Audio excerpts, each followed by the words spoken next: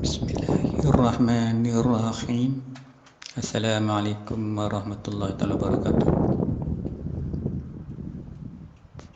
Alhamdulillah. Wassalatu wassalamu ala asyrafil anbiya'il mursalin wa ala alihi wa sahbihi ajma'in.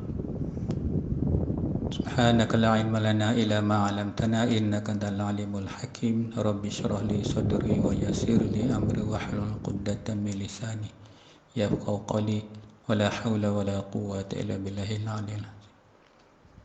Allahumma salli ala sayyidina Muhammad wa ala ali sayyidina Muhammad. Amma ba'd. Alhamdulillah. Pada malam ni kita sambung lagi kuliah maya kita, dan bertajuk pada malam ni agak menarik, iaitu yang berkenaan dengan wabak yang sedang melanda di dunia ini, dan kita termasuk di dalam yang berada di dalam daerah wabak-wabak yang COVID-19 tu.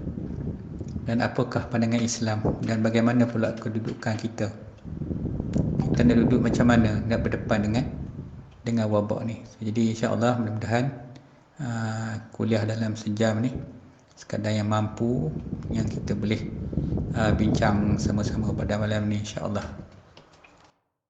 Baik, alhamdulillah. Okey, kita tengok pada slide yang pertama ni, iaitu kita tak pernah menghadapi suasana serangan wabak sebegini. Kalau ada pun orang yang umur 100 tahun mungkin 100 tahun lebih daripada 1911 ke 1920 yang terakhir itu. Jadi memang tak pernah lagi, tak ada siapa pun yang pernah berdepan dengan situasi yang kritikal macam ni. Jadi sebagai orang Islam, apakah kita harus lakukan? Ini yang kita tengah kalang kabut sekarang ni. Ya, benda berat satu dunia kena serangan, terkejut, takut, risau, bimbang, nak salam pun tak boleh. Duduk ramai-ramai tak boleh, siapa tak takut? So jadi yang terbaik bagi kita adalah berdoa.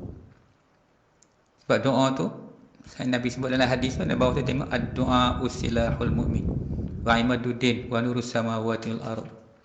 Doa adalah senjata orang beriman, senjata orang mukmin, tiang agama dan cahaya langit dan bumi. Jadi apa yang kita buat? Berdoa kepada Allah. Cuma Rasulullah bila keadaan kritikal, sahabat tengok Nabi berdoa sehingga Nabi angkat tangan, tinggi tangan dia angkat sehingga nampak ketiak dia. Ada ketika-ketikanya Nabi berdoa, maknanya sangat berhajat kepada Allah. Begitu juga dengan kita pun, kadang-kadang macam waktu-waktu begini, so apa kita buat? Berdoa kepada Allah. Angkat tangan kita tu tinggi lagi pada tangan biasa tu, ketika macam mana yang Nabi buat. Tu. Jadi ada tak orang yang enggan berdoa? Ada. Orang yang enggan berdoa ni, orang yang bongkak. Mungkin mereka mengharap kepada sains semata-mata nak selesaikan masalah. Sedangkan wabak ni adalah musibah. Musibah pada seluruh dunia, dan diazab pada orang yang musyrik, orang yang kafir, manakala rahmat bagi orang yang beriman kepada Allah.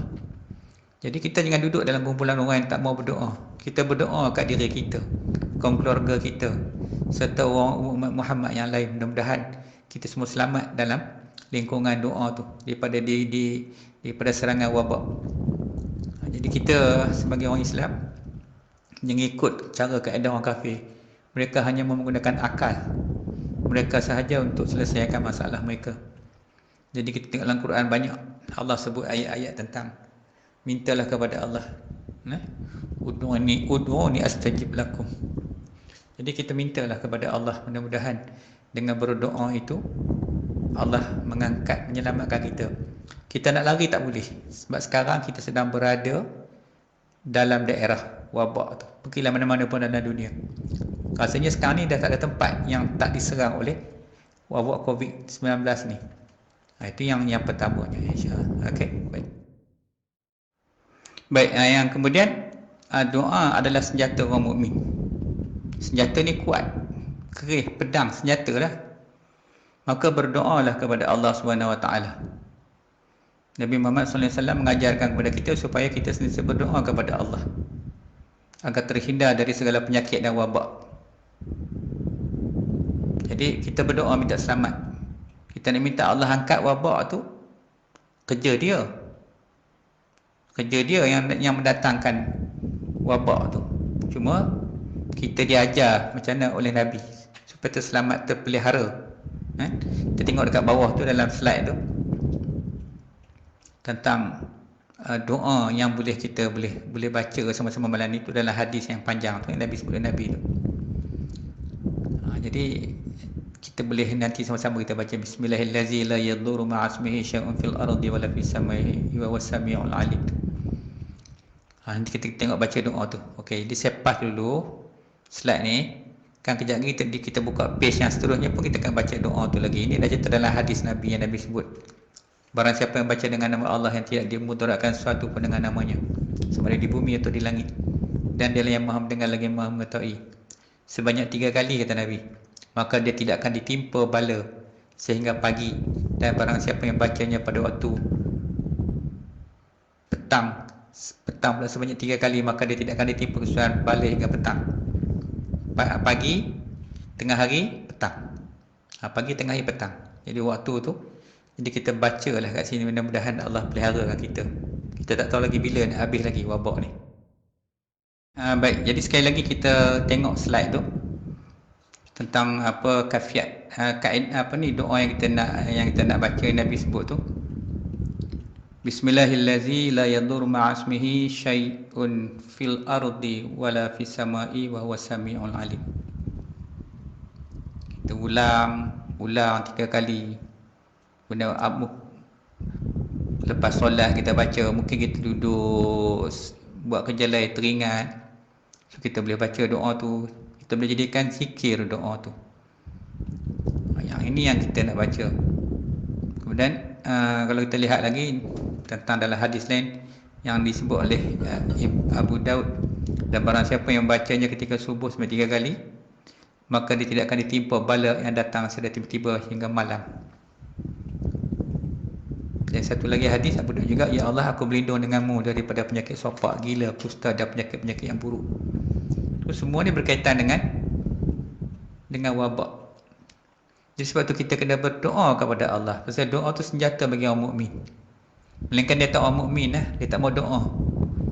Dia serah tengok sign. Percaya kat sign. Sign is sign kita pun tak petikai sign. Tengok apa kerajaan kita buat, hospital buat. Kita semua kita ikut. Tapi mereka juga berdoa kepada Tuhan. Kita tak tahu apa yang berlaku lagi. Maka doa tu senjata. Jadi ini kelebihan berdoa. Jadi usaha kenalah. Ikhtiar buat, hospital buat, kita pun kena kuarantin kat rumah. Kuarantin pun kita buat, sebab kuarantin itu sunnah. Okey. So jadi ini yang kita akan buat nanti. So jadi insya-Allah boleh tengok dalam slide tu, kemudian belajar baca doa tu. Mudah-mudahan malam ni habis kuliah ni dah faham dah boleh baca dah doa tu. Okey. Baik, seterusnya kita lihat anjuran Nabi SAW ketika wabak menyerang. Kuarantin, selalu duduk di rumah. Betul lah tu. Apa yang kerajaan kita buat tu betul. Tengok sekarang ni, Singapura pun dah mula ikut. Mula negara ni tak nak ikut. Saya rasa Malaysia is the best lah, yang terbaik lah sekali ikut dari segi mengawal COVID-19 ni. Memang negara Malaysia ni kita tengok agak advance dari segi MCO dia kan, suruh rakyat duduk di rumah ni. Memang betul, ni sunnah Nabi. Jadi kuarantin tu memang sunnah. Keduanya, jadi antara yang dianjurkan kita lihat ketika berlakunya wabak dan penyakit-penyakit ini ialah bersabar atas ujian Allah. Ini ujian, serta tidak keluar dari tempat wabak penyakit. Duduk diam-diam di situ.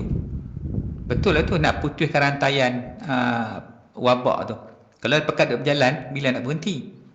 Betul sabda Nabi, mafhum pada hadis Aisyah, aku pernah bertanya kepada Rasulullah SAW tentang masalah ta'un. Lalu baginda memberitahu kepada aku bahawa ta'un adalah sejenis siksaan, sejenis azab yang Allah kirimkan kepada sesiapa yang dia kehendaki. Sesungguhnya Allah menjadikan hal itu sebagai rahmat bagi kaum muslimin. So, jadi ta'un ni macam ni juga wabak. Jadi kepada yang disebut azab, kepada siapa? Iaitu kepada orang yang kafir.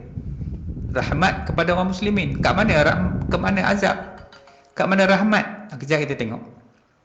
So tidak ada seorang pun yang menderita jika dia bertahan di tempat tinggalnya dengan sabar, mengharapkan pahala dan mengetahui bahawa dia tidak terkena musibah, melainkan kerana Allah SWT telah mentakdirkan kepadanya, maka dia mendapat pahala seperti pahala orang yang mati syahid.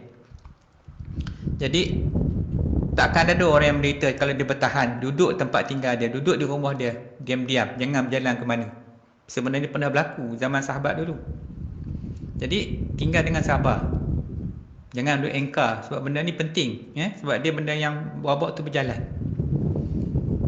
Dengan mengharapkan pahala dan mengetahui bahawa dia tidak terkena musibah. Dia kena cek lah, dia kira memang dia tak ada kena. Kalau kena cepat pergi hospital. Melainkan kalau Allah dah takdirkan duduk di rumah pun dia kena juga wabak tu, maka di sinilah maka dia mendapat pahala seperti pahala orang yang mati syahid.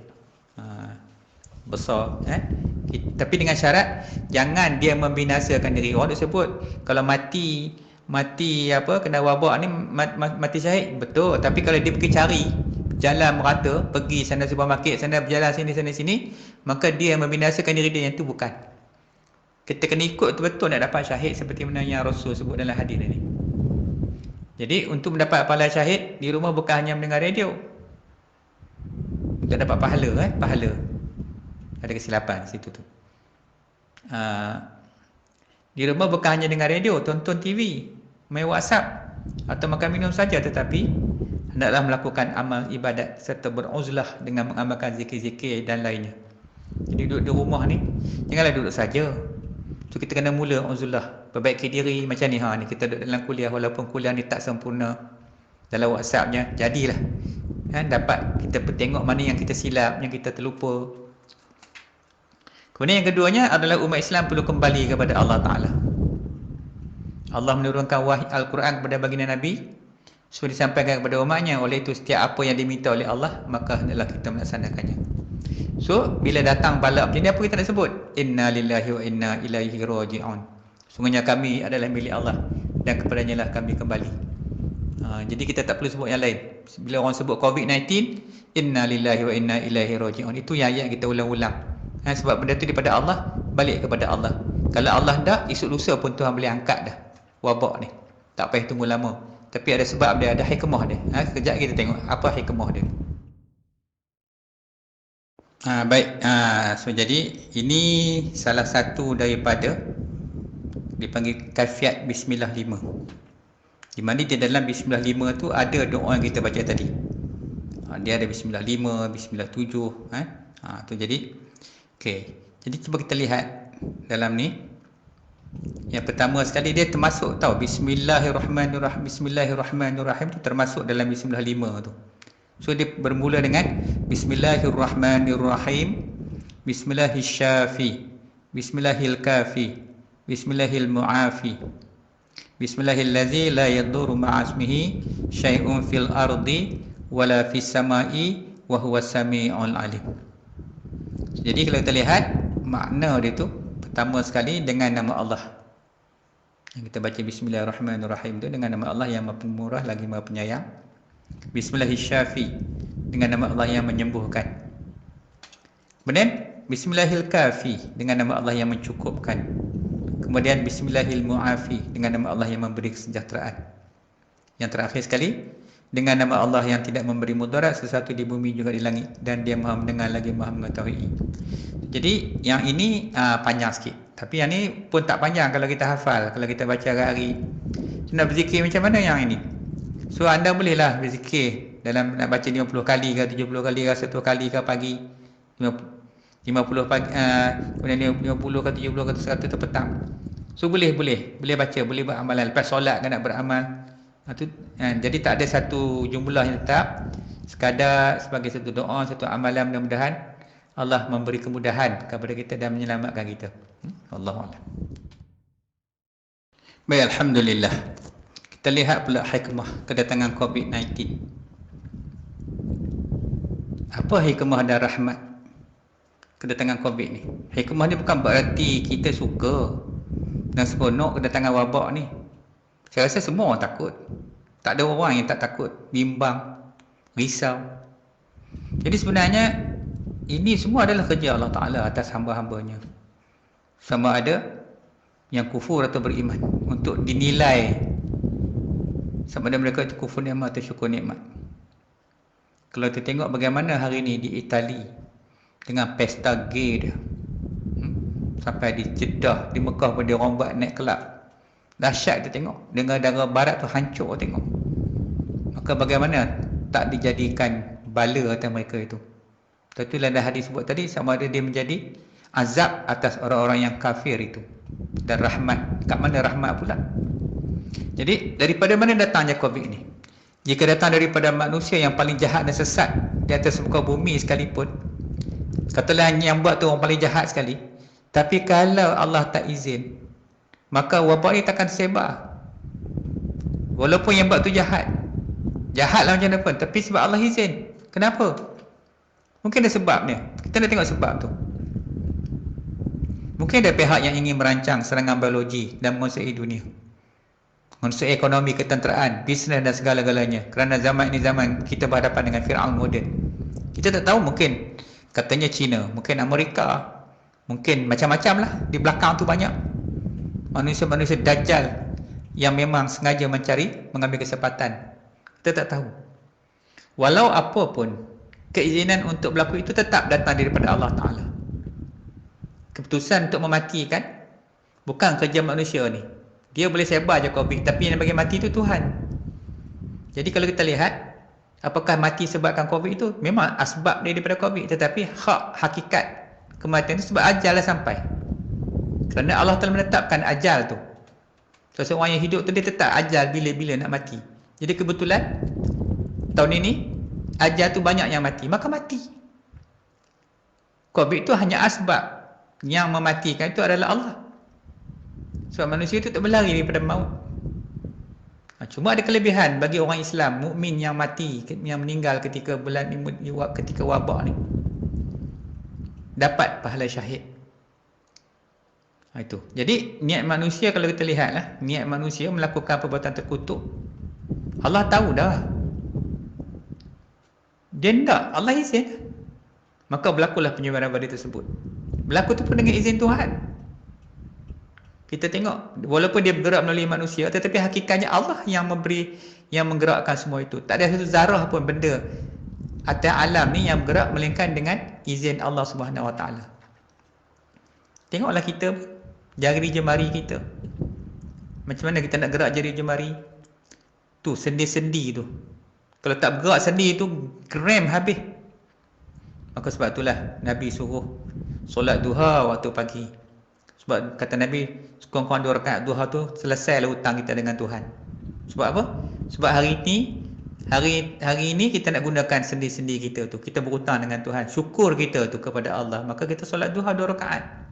Jangan ingat solat duha nak minta duit, minta rezeki ya. Kan? Tu. Ini tentang kerja-kerja Allah Ta'ala. Jadi kesemua yang bergerak tu adalah hakikatnya Allah yang menggerakkan. Wa'imah COVID ni sekalipun. Sains kata macam lain pula. Kita terpulang lah. Cuma kita ni, orang Islam, orang beriman ni, kita kena tengok dari sudut kita dengan Tuhan tu. Ni persoalan ni nak kena mengaji lain. Banyak nak kena belajar tentang sifat-sifat Tuhan. Sebelum kita nak tahu macam mana Tuhan, perbuatan-perbuatan Tuhan tu pula. Wallahualam. Baik. Jadi seterusnya ujian musibah. Ni bala kita ni, musibah ni. Jadi kita perlu lihat musibah yang datang ni dengan 2 mata. Yang pertama mata kasar, yang kedua mata hati. Kita tengok dua-dua ni, kita ada mata, 2 mata ni. Jika hanya kita lihat dengan mata kasar, kita akan nampak macam-macam kesusahan dan kesukaran untuk kelangsungan hidup kita. Hari-hari kita dah fikir dah, ni kena kurantin kat rumah nak berniaga macam mana? Apa jadi kalau ni 14 hari, ini dah masuk 12 hari, macam mana kita nak survive nanti? Hari-hari kita akan tengok dalam grup-grup WhatsApp tu cerita pasal ekonomi, pakar-pakar ekonomi semua. Tukar-tukar ramal, pakar ramal lah. Orang ni ramal macam ni, ekonomi akan hancur. Macam-macam. Dan kita pun pening juga, macam-macam orang bagi mesej. Nanti kerajaan nak bagi duit lah, ini dapat duit, boleh buat itu, boleh buat ini. Jadi akhir sekali, bila kita terlalu takut apa akan jadi selepas ni, kita bukan takut apa akan jadi pada agama kita, kita takut pasal ekonomi kita terjejas. Kita akan jadi panik dan takut selepas ni. Dan bila kerajaan umumkan pakej prihatin, kita berasa lega. Sikitlah lega. Sampai bila? Katanya sampai 6 bulan atau setahun. Kalau berlaku macam ni, nak salam tak boleh, itu tak boleh, ni tak boleh. Satu dunia di ekonomi dah hancur dah. Jadi mana kuasa ekonomi yang dulu hebat sangat? Mana yang orang sanjung sangat kuasa ekonomi? Hancur habis. Dulu kita pula ni dulu tak ada bisnes. Kita relax je kan, tak mega, tak ada apa. Tapi bila ada bisnes, kita dah mula risau dah. Ni apa akan jadi ni? Apa akan jadi kat kita lepas ni? Jadi padahal yang beri rezeki itu bukannya bisnes kita, Allah yang bagi. Tapi Allah bagi kat kita suatu usaha bisnes yang mendatangkan rezeki mengikut perniagaan kita itu. Itu dulu Allah bagi. Tapi kalau Allah kalau Allah nak ambil balik, kita nak buat apa? Kita usahalah balik dan berdoa seperti mana yang kita susah dulu. Dan apakah Allah tak sayang kat kita? Pastinya tidak. Sebenarnya kitalah menzalimi diri kita sendiri dengan menjauhi daripada Allah. Kita duk tengok dengan mata kasar. Walhal pandangan mata kasar selalu tersasar dan menyeleweng. Kerana ia bersumberkan dari akal pemikiran manusia dan bukan ilham dari Allah. Mata kasar ni, dia sering tidak melihat kewujudan Allah Subhanahu Wa Taala. Dia nampak apa dia buat depan mata, itu yang dia nampak. Sedangkan wujud Allah tu dia tak nampak. Bila dia tak kenal Tuhan, inilah penyakit paling besar sekali. Bila tak ada ma'rifah kepada Allah Subhanahu Wa Taala. Padahal Tuhan tu yang Maha berkuasa. Apa yang berlaku ni pun tak ada benda yang berlaku melainkan dengan kehendak Allah Subhanahu Wa Taala. Jadi semua ni takdir Allah Taala yang atas kita hari ni. Dan kita pun tak pernah terfikir sebenarnya akan terjadinya hal-hal wabak ni. Dahsyat sangat dah sampai satu dunia. Saya pun tak terfikir kat mula-mula tengok. Macam nampak macam tak ada apa, tapi bila dia serang sekali, gerun kita tengok. Tapi gerun tu tak boleh mengatasi gerun kita kepada Allah. Takut kita tengok, tapi takut kita tak boleh takut kepada Allah. Lebih lagi takut kat COVID daripada Tuhan. Berdebar-debar di rumah ni, tak henti-henti ni. Takut kita ni. Sebut Allah tak takut pun. Selama hari ni sebut Allah kita tak kisah pun. Tapi COVID saja datang, kita dah takut. Dulu takut kat hantu. Ini tak nampak. Sekarang ni kita kena latih diri kita buang. Takut kat Allah tu kena ada. Bukan takut kat COVID ni. Jadi orang awam, ahli dunia akan memikirkan untung ruginya. Selepas ni sama ada bisnesnya akan berterusan atau tutup. Itu kerja orang bisnes. Saya pun banyak dalam grup ni. Hari-hari cerita bisnes je. Tak peduli dah pasal cerita pasal apa Allah bagi ni. Cerita pasal agama dah tak ada dah. Syarak pun terhilang atau ke mana. Duduk dengan pokok-pokok bisnes. Orang ni kata gini, orang ni kata gini. Nak jaga bisnes. Bukan nak jaga agama tu, tengah mati pun tengah duk fikir-fikir pasal dunia tu. Jadi kalau kita melihat macam yang kita bincang ni, apakah kita masuk dalam golongan yang menerima azab Allah? Allah azab orang kafir lepas ni. Macam inilah azab dia. Dekat Itali tu, billionaire dia terjun bangunan, mati. Ada dalam video saya tengok. Sebab apa? Habis ke keluarga dia mati kena COVID-19. Itu pilihan. Dia dah takut sangat dah. Tengok Islam dah mula dah. Suruh azan dekat Jerman lah, dekat Sepanyol lah. Dah takut dah. Dia jadi tak tentu arah dah manusia. Sebab manusia sombong. Itu Allah Ta'ala in syakartum la azidanakum wa la in kafartum inna azabi lasyadid. Kalau kamu syukur pada aku, nikmat aku tambah-tambah lagi. Kalau kamu kufur nikmat, azabku, tunggulah azab. Azab Allah, azabku. Azab ni Tuhan ni berat ni. Ini baru yang ni kita tengok. Kita tak tengok lagi azab macam lain. Hari-hari dengar orang mati lah. Sehari mati sampai 1000. Tak takut ke tengok? Macam perang. Jadi kalaulah kita duduk dalam kumpulan macam ni, kita pun juga kena azab Tuhan. Jadi lebih baik kita keluar daripada kumpulan macam ni. Kita kena duduk dengan Allah, dengan Rasul. Jadi kalau macam ni, kita nak duduk di mana sekarang ni? Ini persoalan ya. Okey, baik. Alhamdulillah, kita tengok pula hikmah di sebalik kedatangan wabak atau musibah ni. Mata hati kita adalah ainul basirah. Pandangan mata hati. Itu pandangan hati batin disebut. Melihat dengan mata hati adalah melihat di sebalik kejadian yang berlaku. Kenapa Allah menurunkan musibahnya di waktu ini? Bukan dengan akal fikiran, tapi dengan ainul basirah. Kenapa Tuhan turunkan musibah? Kita takutlah kenapa. Tapi kita kena bertanya juga. Jadi kita kena lihat. Maknanya, kita kena faham begini.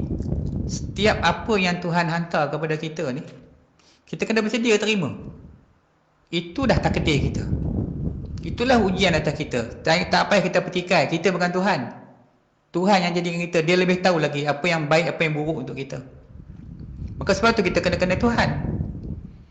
Jadi walaupun kita orang Islam yang awam lah, kita kata kita orang awam lah. Memanglah kita orang awam pun. Saya pun mengaku kita orang awam. Kita ni bukan orang alim pun. Kita juga harus beriman dan menjadi mukmin di sisi Allah dan Rasulnya. Dan kita kena melihat dengan pandangan mata hati. Walaupun mata hati kita sering terhijab. Pasal apa terhijab? Kerana dosa dan noda kita yang banyak kita lakukan. Jadi memang kita tak faham pun. Kalau nanti ustaz, macam mana kita nak buka mata hati? Ni lah cerita dia ni. Ni yang nak buat kelas ni pasal ni lah ni. Sebab nak didik macam mana nak latih roh kita tu supaya terlepas daripada ikatan hijab tu. Sampai kita tak nampak apa yang Tuhan buat. Asyik-asyik kita nampak dengan mata kasar tadi. Tu tak boleh. Sebab pandangan mata kasar ni selalu tersasar. Dia tak betul punya dia mata kasar ni tengok. Nak tengok dengan mata hati tak nampak. Sebab nafsu tutup. Setan sebelah lagi duk tutup kita tu, duk kacau kita. Ini masalah kita. Okey, kemudian yang rahmat Allah tu macam mana? Apabila orang Islam mengambil iktibar ke atas musibah yang turun, dia faham dah. Ini kerja Tuhan. Mesti ada sebab. Ya, sebabnya kita dah lali, kita dah leka. Banyak sangat dunia. Siang malam, tengah malam, kalau kat KL tu 2-3 pagi penuh terjalan lagi. Duk berniaga tak habis lagi. Sedangkan waktu tu waktu untuk beribadat kepada Allah. Contohlah. Jadi Allah turunkan bala kat kita. Supaya Allah kurung kita kat rumah. Supaya Allah nak tengok kita berdepan balik dengan dia. Allah nak tengok kita hadapkan diri kita kepada dia. Selama hari ni pun kita tengok berapa ramai kita. Tak usah tuding lah siapa-siapa. Semua Tuhan tu ya buat semayang 5 kali sehari. Sekejap je, berapa minit. Adalah kata jumlah 5 kali tu sejam lah kata. Yang 23 jam lagi buat apa? Sedangkan Iblis kata, satu saat kamu lupa Allah, aku berada di antara kamu dengan Tuhanmu. Dahsyat tak? Satu saat lupakan Tuhan, setan duduk antara kita dengan Allah dah. Ini kalau sampai 23 jam tak ingat ke Tuhan, macam manalah bala tak sampai kat kita. Sebab tu kena ingat kat Allah sentiasa. Kita tak boleh lupa Allah, tak boleh lupa Nabi. Jadi bila Allah limpahkan kasih sayang dia kepada orang Muslim dan mukmin, inilah waktu Tuhan hadiah kat kita. So kita kena nampak, kena tengok positif. Pasal waktu-waktu ni penting untuk kita dapat balik, refresh balik mana yang tak kena. Jadi kita segera berhadap balik kepada Allah. Kita minta ampun kepada dia. Mungkin salah kita punca benda ni semua. Kan? Mungkin, kita tak tahu. Jadi kalau semua orang beranggapan begitu, maka semua kita minta ampun dengan Tuhan. Semoga cepat lagi Allah angkatkan bala ni. Jangan dia berkeras lah. Kita ni suka berkeras. Duk salahkan orang yang banyak. Kita tak salah. Jadi kita ambil peluang masa kuarantin ni. Ni ada 9 hari lagi ni. So jadi duk fikir pasal dunia tak habis lagi, duduk dalam rumah pun. Dah tak lagi ke mana dah. Tak lagi ke mana. Tu pun dia duk sibuk macam nak buat, duk fikir. Jadi bab rezeki ni pula Allah dah tentu dah. Kita tak beranak ke dunia ni, Tuhan dah tulis dah. Rezeki kamu macam ni, begini, bagian. Jadi apa kita nak risau sangat pada rezeki? Usaha ialah kita usahalah pasal rezeki tu. Tapi yang kita risau sangat ni, masa ni. Berapa orang je yang ambil berat ni? Yang lain tu saya rasa kalau tengok dalam grup tu, itulah ceritanya. Adalah sesekali post azan lah, sekali post doa lah. Adalah sikit-sikit yang tu kita tengok. Cumanya saya ambil kesempatan ni, Kita nak share lah, nak kongsi, nak remind balik. Saya pun nak peringat diri saya juga. Kita sama-sama fikir tengok. Jadi apa yang akan berlaku selepas ni kita tak tahu. Tapi rezeki itu Tuhan dah ada dah. Melainkan kalau rezeki tak ada, tandanya maut akan sampai. Itu tanda rezeki dah putus. Tapi selagi hidup, selagi bernafas, Allah akan bagi rezeki. Cuma kita jangan panik dengan rezeki. Jangan syak dengan rezeki. Kalau kita syak dengan rezeki Allah, siaplah bala sampai kat kita pula. Jadi dengan sebab itu, jadi bila Allah hendakkan kita ni duduk dengan dia, maka kita beruzlah lah. Apa makna beruzlah ni? Ataupun dulu orang sebut berkhalwat, menyendiri, bersunyi-sunyi. Sunyilah ni. Kat taman sini pun senyapnya. Supaya kita duduk memandang kepada Allah, ingat kepada Allah. Kan senang ni kalau esok kalau buka pintu ni, rasanya macam kambing lepas kandang terkekam keluar habis tu. Kalau KKM bagi laluan tu, tengoklah esok. Habis dah, lupa dah kat Allah dah. Nampak tu nak habaq dunia tu. Jadi inilah benda paling kita terperangkap dalam dunia yang menipu. Gurur, tipu daya dunia ni. So apa kita nak buat lepas ni? Sentiasalah kita nak pegang teguh kepada guru kita, juga Nabi Muhammad sallallahu alaihi wasallam serta Allah Subhanahu wa taala, agar kita tidak sesat dalam ubudiyah dan uluhiyah kita kepada Allah Taala. Ini paling penting. Dalam masa ni kita kena jaga habis-habis. Jangan kita terperangkap dengan permainan-permainan dalam dunia ni, WHO ke PBB ke. Tengok logo WHO tu bertakut. Cuba tengok babit logo WHO tu. Tengah dia ada apa? Ular kan? Apa kerja ular? Itulah. Banyak benda lah kita nak fikirkan. Okey, baik. Okey, baik. Jadi kita tengok ni sekejap, slide ni. Semasa kuarantin ni, kita ketika duduk di rumah, jangan hanya ingat benda-benda dunia semata-mata. Sebab apa? Kita akan hilang ganjaran pahala daripada Tuhan. Betul tadi kita kena fikir, kalau kita tengok wabak ni dari sudut agama, dengan pandangan mata hati kita, kita akan nampak benda lain. Tapi kalau kita tengok dengan mata kasar, dengan akal kita, dengan otak kita, kita akan nampak benda dunia je. Hari-hari kita akan fikirkan bab dunia je.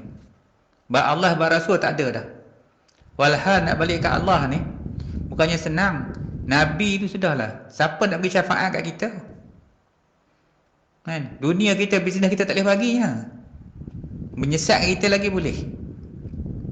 Patut-patutlah nak ambil dunia ni, tak salah. Dia patut-patut. Jadi waktu ni, apa kita waktu nak buat? Tidur kat rumah, main handphone, makan, tu saja. Waktu lain, benda lain tak ada kita buat. Sepatutnya kita lakukanlah benda-benda yang lebih baik. Uzlah tadi tu, beramal. Nantilah kalau ada siapa-siapa yang berminat, nantilah saya bagi susunan-susunan zikir dia, apa kita nak buat daripada pagi sampai ke malam tu. Jadi bolehlah kalau nak baca Quran pun boleh, nak puasa ke, nak berzikir ke, nak baca hadis, kitab ke. Jadi sekurang-kurangnya setiap malam kita buatlah kuliah-kuliah macam ni. Memanglah orang akan kata macam-macam, kuliah apa lah macam ni, tapi pada saya nak berjumpa tak boleh kan. Masjid mana kunci, azan pun 3 orang. Seorang imam azan boleh, imam dengan siap dengan Tok Bilal kot seorang. Nak ngaji kat mana dah ni 9 hari ni kan? Dulu boleh kan mengaji kat masjid, ngaji kat surau, ngaji kat dewan ni tak boleh dah. Jadi saya tengok ada ruang lah sikit kat sini. Apa kata kita ambil masa lah sekejap. Contohnya kita tidur malam ni, kita dapat benda baru kan? Benda yang kita tak nak fikir selama ni. Mungkin kita terikut-ikut rentak dalam TV tu dah cerita hari pasal orang kena ni, buat gini, itu kita nampak. Hal lain kita tak nampak. Di sebalik rahsia, di sebalik kejadian serangan wabak ni kita tak nampak lagi. Jadi itulah nak peringat-peringat. Mudah-mudahan kita peringat sikit benda ni. Allah. Baik, kita ada lagi 2-3 slide lagi untuk malam ni. Jadi baik, kita tengok sama-sama dekat apa ni di poster tu. Apakah masa datangnya wabak dan kita dikurantikan hanya untuk kita rehat-rehat atau relax saja, tengok TV kat rumah, makan minum tanpa buat apa-apa? Buat amalan biasalah, sembahyang tu habis. Masih duk fikir dunia lagi ke? Bolehkah dapat pahala dari Allah? Ini persoalan dia. Jadi orang yang mati ketika wabak ni dalam keadaan yang kita bincang pada awal hadis tadi tu. Dia mendapat pahala seperti pahala orang yang mati syahid. Baik, jadi ganjaran apa kita dapat kalau stay at home ni? Pahala Allah bagi. Tapi dengan syarat, janganlah dia buat kerja atas tadi. Dengan dunia je kita main siang malam. Weh, susah. Na'udzubillah, bukan senang nak duduk tikak atas sejadah. Nak berzikir ni, Allah, Tuhan lah yang tahu. Biasa buah, bebas, tiba-tiba kena kurung. Jadi betul ke apa yang kita buat ni? Kita buat lagi ikut syarak tak? Ataupun sekadar ikut nafsu-nafsi kita. Orang kata kurung kat rumah. Jangan keluar, jangan itu. Hari-hari cuci tangan. Tak apalah, baguslah. Apa yang KKL arah tu, saya pun banyak juga yang setuju. Asalkan benda tu untuk kebaikan kita. Go ahead. Kita pun sokong. Kesian tengok doktor-doktor dengan nurse tu. Baik. Kemudian yang kita nak faham betul-betul ni, tentang kita di rumah dia pun berjihad juga. Support. Untuk apa stay at home? Kita nak disiplinkan diri kita. Nak review balik, muhasabah balik, tengok mana yang kurang selama hari ni. Kalau tidak dekat kedai kopi yang siang malam, tak sempat nak fikir daripada pasal diri kita. Duduk kedai kopi bincang pasal duit, dunia, projek, barang, produk, apa itu yang kerja kita. Sampai lupa amal-amal lain. Maka ni, this our right time. Sekejap lagi nak duduk kat rumah ni. Jadi nak buka medan syahid, kita kena jadi pejuang di jalan Allah, berjihad walaupun dekat rumah. Kita tak pergi perang pun, cuma nak sabar di rumah ni yang jadi masalah. Maka kita ambillah masa sekejap. Ketika inilah kita harus nak laksanakan uzlah kita. Mana uzlah tu? Nak mendekatkan diri kepada Allah, bukan nak bergembira melawan nafsu. Tu kita duduk, kita fikirlah apa yang kurang kat kita. Dosa kita banyak. Dosa dengan Allah, dengan Rasul. Dosa dengan guru-guru kita, dengan mak bapak kita, dengan saudara mara kita, anak isteri kita, kaum keluarga kita, kawan-kawan sahabat anda kita. Banyak kita nak fikir yang itu. Kadang-kadang kita takut fikir, lagi lagi banyak dosa kita.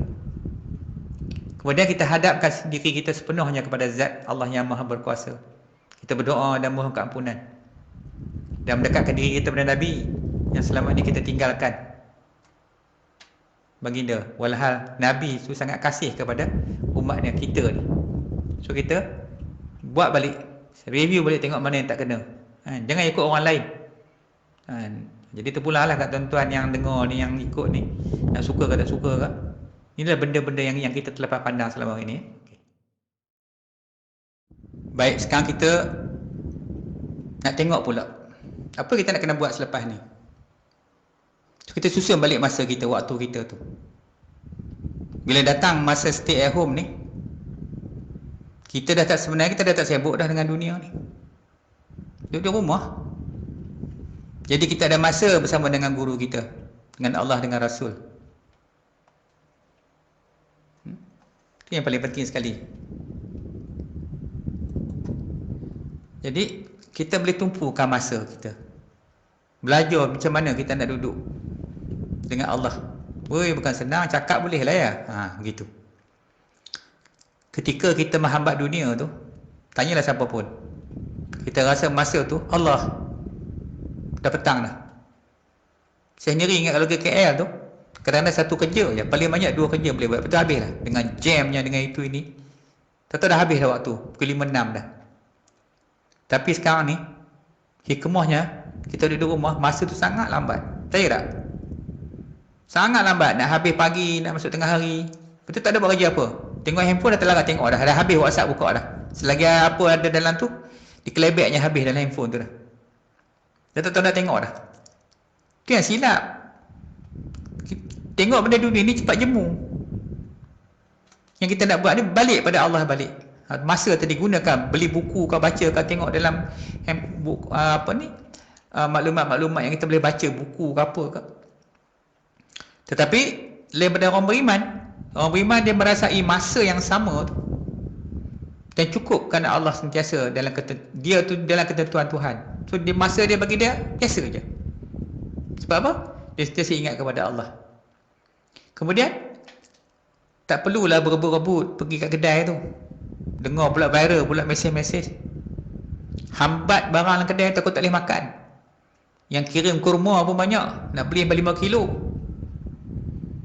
Habis kat kedai tu sampai dah tak ada barang dah. Tahu tak jadi apa? Sebabkan tamak.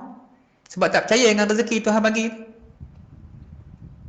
Sebab tu binatang tengok cacing duduk dalam tanah ke, dalam batu ke duduk, semua boleh dapat makan.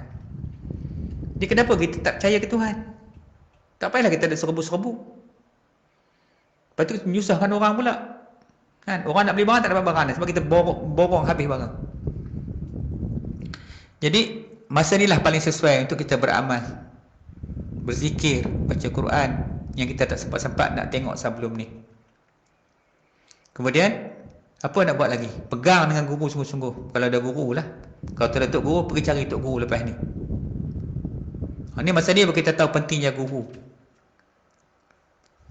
Dan Rasul sungguh-sungguh, dan kita kena sentiasa bersama Rasulullah dan Sultan Aulia Ghausul Azam, guru kita, sebagai penawar paling ampuh kerana menjaga akidah kita bersama mereka. Penawar yang paling hebat duduk dengan Allah dan Rasul, dengan guru kita. Itu penawar paling hebat. Dia tak boleh lawan penawar lain. Walaupun ada, tak tahulah, saya pun dengar-dengar macam-macam mesej orang bagi. Kononnya kata Nabi lah, tak tahulah ya atau tidak. Nak kata tak berani, kita tak tengok benda tu. Tapi mungkin benar, mungkin tak benar. Kita tak mahu benda. Jadi kita takut. So apa yang terlebih baik, kita letakkan diri kita, kita positionkan kita tu duduk sentiasa bersama dengan guru kita, dengan Rasul dan dengan Allah sentiasa. Sebab itulah penawar yang paling baik sekali. Tak boleh lawan penawar paling baik sekali. Maka latihan paling penting ialah melatih diri agar sentiasa berada bersama dengan Rasulullah. Ini latihan paling penting. Dengan guru kita Ghausul Azam, para nabi, para rasul, para malaikat Allah, serta para mukminin, mukminat setiap masa, waktu dan ketika. Dan sentiasa berharap diri kita kepada Allah SWT.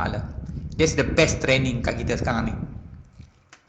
Nanti cara nak buat dia kemudian kita bincang. Cuma malam ni kita tengok dulu apa yang kita patut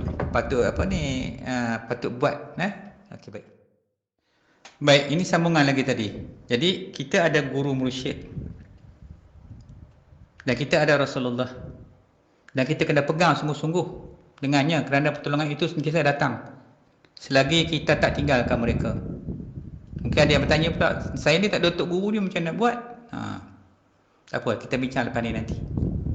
Jadi ini malam ni sekadar sebagai nak cerita betapa pentingnya dalam kehidupan kita ni kena ada guru mursyid. Tak tahulah sesat larat ke mana kita nak pergi. Baik, jadi kita sebagai anak murid hendaklah mengambil segala hikmah dari guru mursyid dengan beristiqamah, dan kita kena sentiasa berada di dalam pangkuan Allah sebagai pemilik alam. Walau apapun yang akan datang kepada kita, tetap kita duduk, kena istiqamah kita dengan duduk di pangkuan Allah SWT.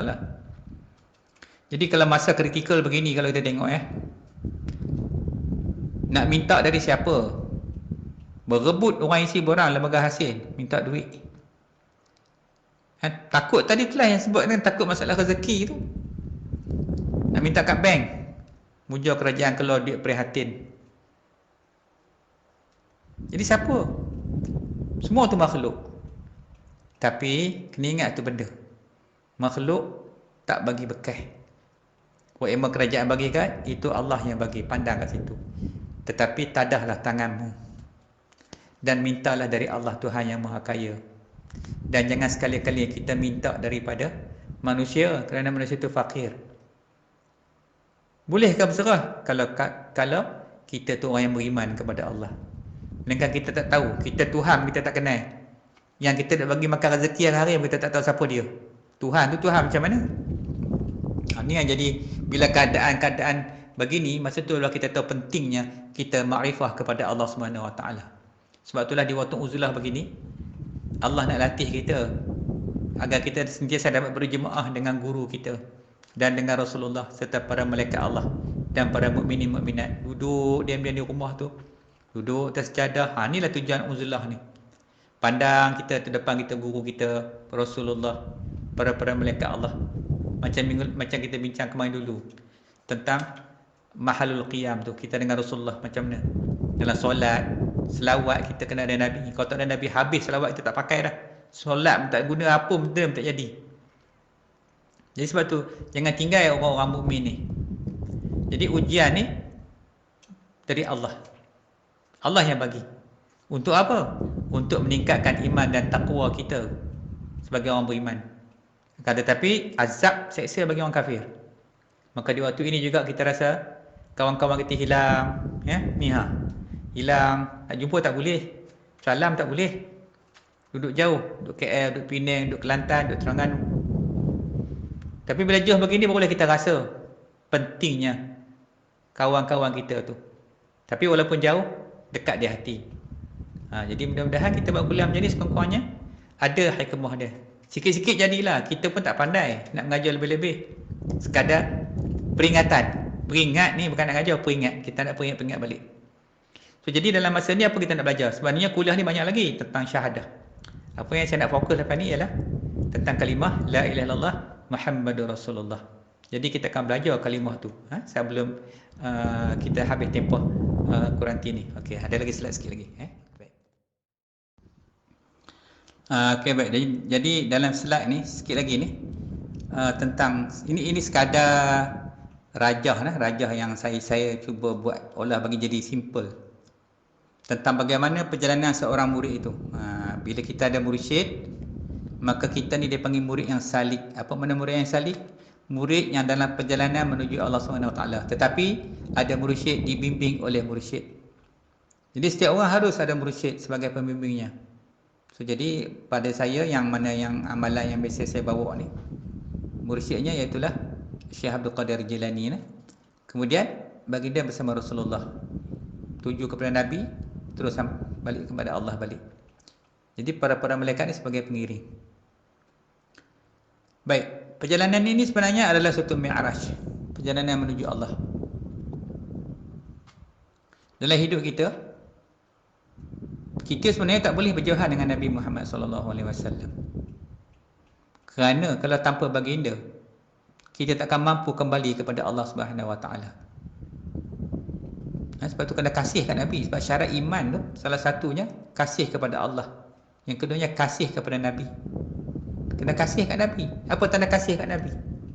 Buat apa yang Nabi buat. Buat apa yang Nabi suruh. Bukan lawan Nabi. Hari ni kita lawan Nabi. Nabi suruh ngaji, kita tak nak ngaji. Nabi suruh beramal, kita tak nak.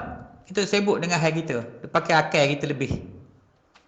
Jadi ni lama-lama kelamaan akhirnya kita binasa dengan sebab egonya kita, sebab sombongnya kita, sebab bongkaknya kita. Okay, so jadi kita lihat mi'raj menuju hadrat Allah Subhanahu Wa Taala adalah mi'raj wajib. Macam mana Nabi mi'raj tu? Mi'raj wajib. Kita datang ke dunia ni dibawa oleh malaikat Allah. Dah sampai dah kita ni. Siapa pula nak bawa kita balik? Jadi jalan kita nak balik bukan je dekat alam tu. Berapa alam, 7 lapis alam kita nak tembus. Sebenarnya roh kita tu kenal Tuhan dah. Tapi sampai ke bumi ni lupa Tuhan dah. Ini perjalanan secara ringkas yang dalam tu. Kita share nanti. Baik, seterusnya kita tengok pentingkah seorang guru mursyid pada kita? Penting tak penting guru ni? Ya. Tanpa guru mursyid, syaitanlah yang datang menjadi guru kepada kita. Kalau tak ada guru, syaitanlah yang dituk guru kita. Dah tak ada siapa nak bimbing. Nak kita tanya siapa? Berhukum hakam pun tak boleh. Dah lah fikir sendiri. Ambil dah Google jadi tok guru.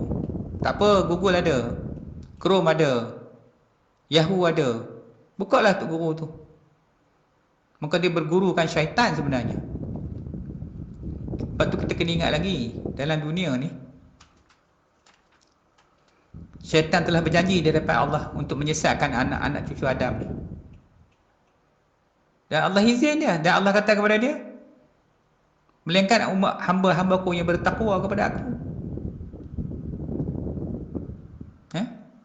Jadi kita kena ingat, syaitan tu lagi hebat. Walaupun dia tu dulu mantan ketua malaikat, apa dia tak tahu pasal manusia. Kita nak challenge dengan dia seorang-seorang. Dengan jahil kita ni nak lawan dengan syaitan. Apa kederat kita ada, apa ilmu kita ada. Jadi nak tak nak, suka tak suka, kita kena cari juga guru mursyid yang boleh bimbing kita. Bukan bimbing jasad je, akal saja, bimbing rohani, jasmani. Sebab syaitan kena ingat lah, syaitan ni bijak sangat, terlalu bijak. Dia kerja dia membisikkan. Hari-hari dia bisik kat kita. Dia wujudkan khawatir tu, bisikan tu. Dia panggil waswasil khannas. So bisikan-bisikan ni yang mengganggu kita. Macam ni lah, masa musim Covid ni, dia bisik pasal nak rezeki. Kita kalah dah dengan rezeki dengan dia. Tu hebat tak hebat dia. Kita takut sangat-sangat dah. Wahai Covid tu bukan Tuhan pun. Dia hanya makhluk Tuhan je. Walaupun orang buat kita tak kisahlah. Dia bukan bagi bekas. Yang bagi bekas tu Tuhan. Yang bagi mati tu Tuhan, bukannya Covid tu. Tengok orang ramai yang dah keluar daripada hospital. Baik dah. So belum masa dia, belum baca.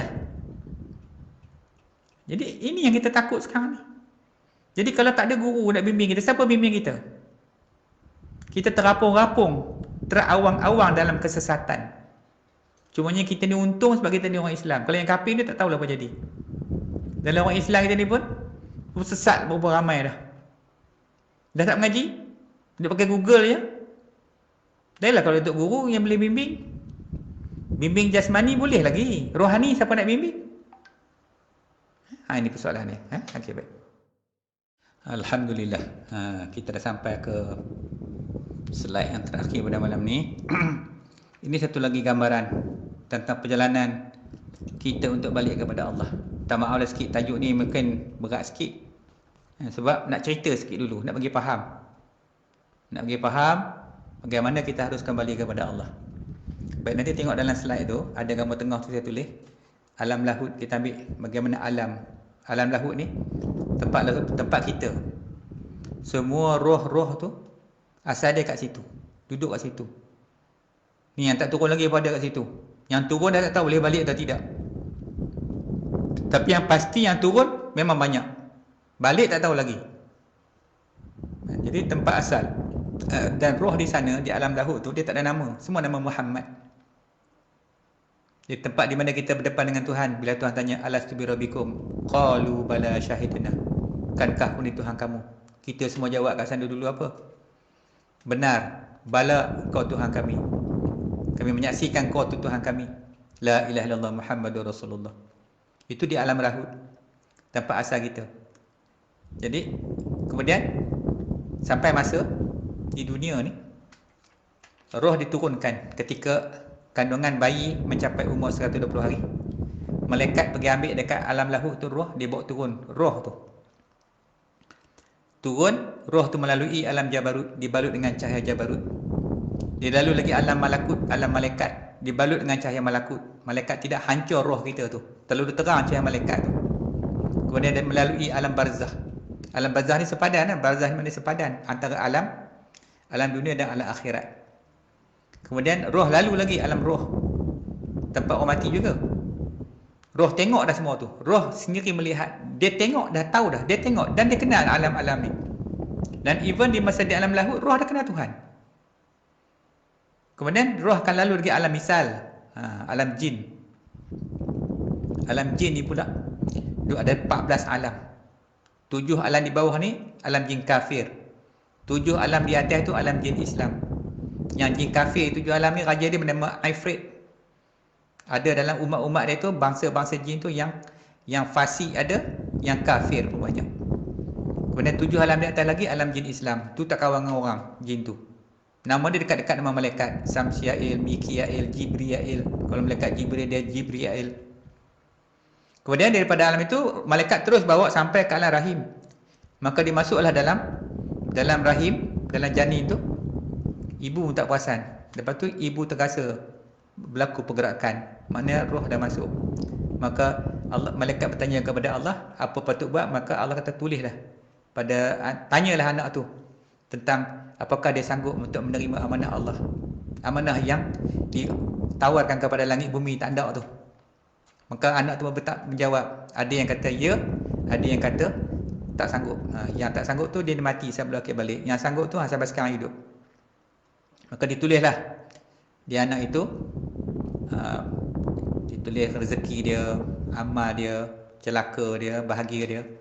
Kan macam mana kan dia tulis lagi 4 perkara kat situ. Tulislah ke anak tu.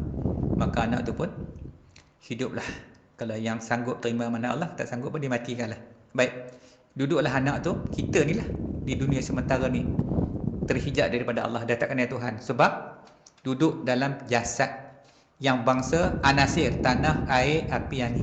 Tenggelamlah kat situ. Luput dah. Maka teringatlah dunia. Sebab duduk dalam tempat dunia, jasad tu dunia, maka kita pun duduk ingat dunia lah siang malam. Jadi tak apa dah sampai ke dunia ni dah. Persoalan sekarang nak balik tu. Ni bukan rumah kita, dunia ni. Rumah kita ni alam lahut tu. Tu tempat asal kita. Nak kena balik ke sana. Jadi nak balik dengan siapa? Turun malaikat bawa, tak apa dah sampai dah. Nak balik dengan siapa? Nak balik dengan siapa? Jadi perjalanan tu macam mana? Apakah dia seperti Mi'raj Nabi? Ya. Seperti mana Jibril bawa Rasulullah pada malam Lailatul Mi'raj tu. Ada yang memandu Nabi. Jadi begitu juga dengan kita. Kena ada orang yang bawa. Mursyid kita tu. Dia yang dah berjalan, yang dah dibawa naik ke atas. Mereka ni saja yang boleh lalu. Kita tengok pintu langit tu. Ketika malaikat bawa Nabi tu daripada Baitul Maqdis nak naik ke langit tu. Lepas dia letakkan tangga tu, pintu langit pun terbuka, naiklah Jibril dengan burak yang membawa Nabi. Sampai di pintu langit pertama tu, tahan dia malaikat jaga. Malaikat Jibril bagi salam, dia tanya, siapa kamu? Jibril katanya. Ni siapa yang bawa? Muhammad kata dia. Dia Jibril. Muhammad tak ada katanya, yang ada Ahmad. Ahmad pun dia lah tu. Betul lah. Naik lagi pintu langit yang kedua. Tahan lagi. Siapa kamu? Di setiap pintu langit tu ditahan oleh para malaikat.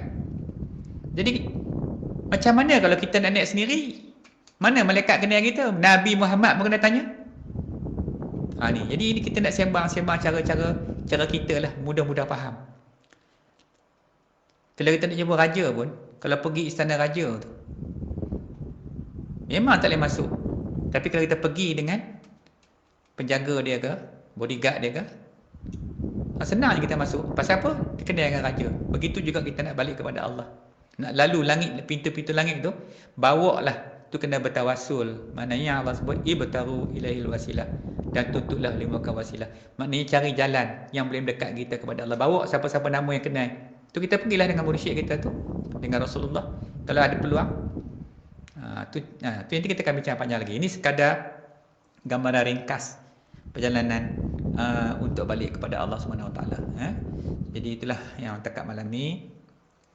Dah pukul 11 dah, lajak setengah jam dah daripada kuliah. Mudah-mudahan apa yang tak faham nanti boleh mesej lah dalam tu, kita tengok, ataupun terus PM kat saya kat sekali sambil kita mengaji ni, daripada cerita COVID tadi sampai balik kepada Allah. Hakikatnya yang kita nak bincang malam ni bukan pasal COVID, tapi macam mana nak letakkan kita dalam keadaan musibah ni supaya kita tetap berpegang kukuh dengan Allah, dengan Rasulullah, guru kita, tanpa sedikit pun keraguan, syak, zon ataupun waham. So mana yang terkasar bahasa, tak apa, maaf. Bila taufiq wal hidayah. Assalamualaikum warahmatullahi wabarakatuh.